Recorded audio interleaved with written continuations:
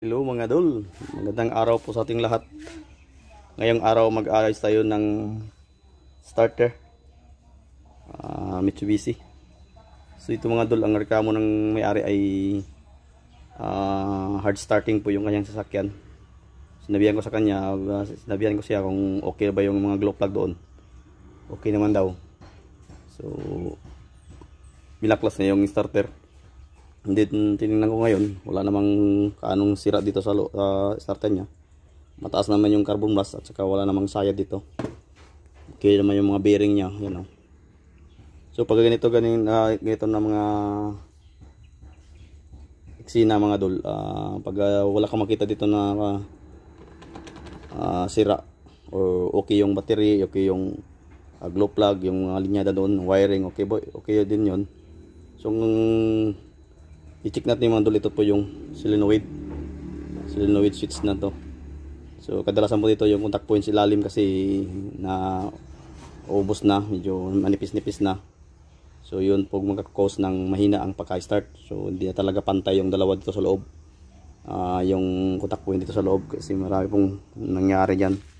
Yan po ang mga problema kadalasan hindi po yan makukuha ng ibang technician kasi akala nila yung baterya ron nasira. So tinanong ko na yung may-ari, ginamit nila sa iba na sasakyan, pa-start na din, no? Malakas yung start ng sasakyan. So ibig sabihin okay yung baterya.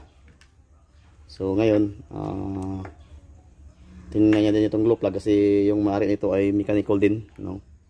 Pero iba yung mekaniko at saka electrician kasi.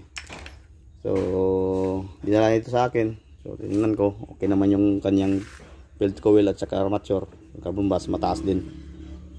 So wala tayong ibang gagawin nito dol kundi mag-replace nito ng solenoid switch. Actually ito mga dol ay pwede itong linisin or pwede itong ayusin.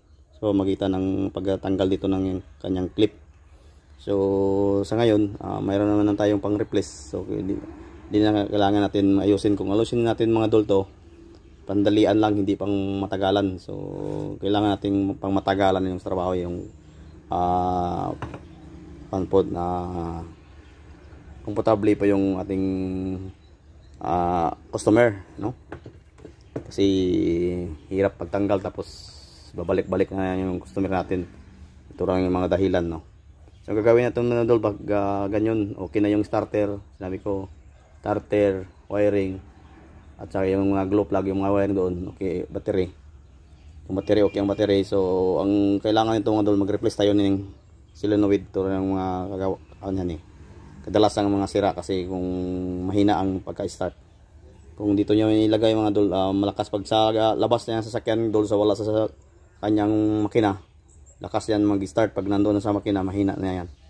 So ang gagawin natin mga dol, mag-replace tayo ng solenoid switch, no? 2 hours later. Okay mga dol, ito na po yung ating starter. Mag-replace na tayo ng solenoid switch. Tanggalin muna natin sa likuran mga dol. Ayan. Ayan. Tuturo ko lang sa inyo mga dol kung paano